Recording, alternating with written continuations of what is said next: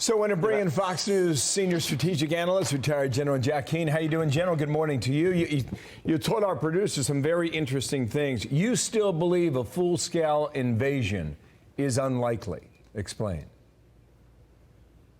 Yeah, for a number of reasons. Well, first of all, we're left to speculate here about what's in Putin's mind, but I think I'm associated with the Institute for the Study of War, and we got some brilliant analysts there who track this thing, and here's a reflection of some of the thinking.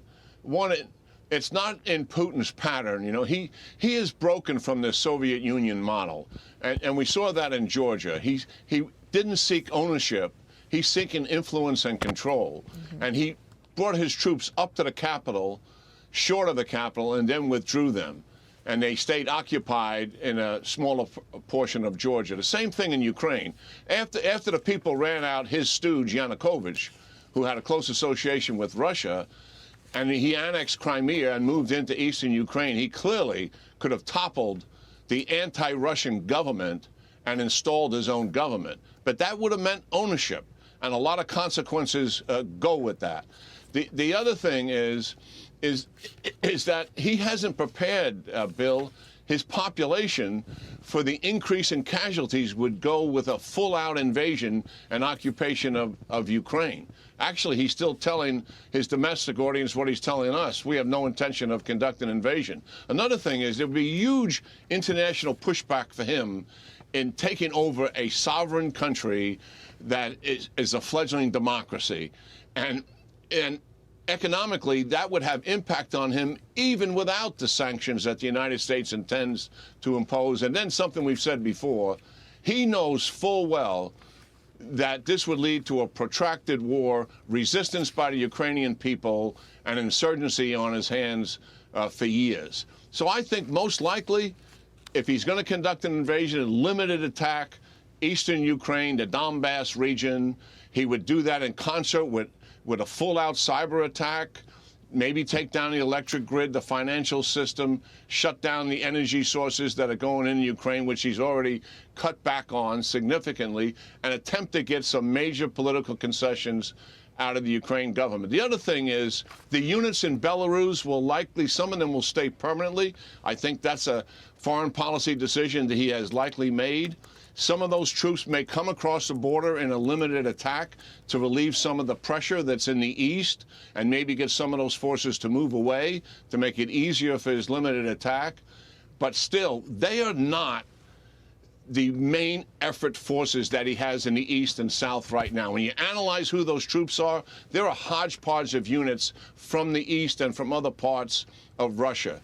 They're not a coherent main effort attacking force. They could cross the border and demonstrate the potential of something like that, but unlikely to be used as an occupation force. So that's kind of the benefit of the analysis. General Keane, there's a lot of focus on the president's meeting today with the new German leader. And the Wall Street Journal editorial board had this to say today: Putin targets Germany, NATO's weakest link, and then went on to say Biden should encourage Berlin to come off the sidelines and stop giving Moscow a pass. Do you have any thoughts about this meeting today and Germany's role here? Well, I hope that President Biden takes out his wire brush today and deals with the chancellor on this. I mean, so the American people really understand. I'm not sure many people recognize how far Angela Merkel moved towards Russia and how this chancellor will move as well. He has no intention of ever firing a shot at Russia. Think of that. I mean, that is what he has said to many of the people or his insiders. That would mean if Russia plopped down in the Baltics, it's unlikely Germany would execute Article 5 and attack Russia as a result of that kind of provocation.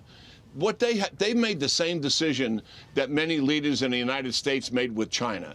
If we can work with the Russians economically and have strong economic ties, that will reduce the security and stability issues that we face with Russia.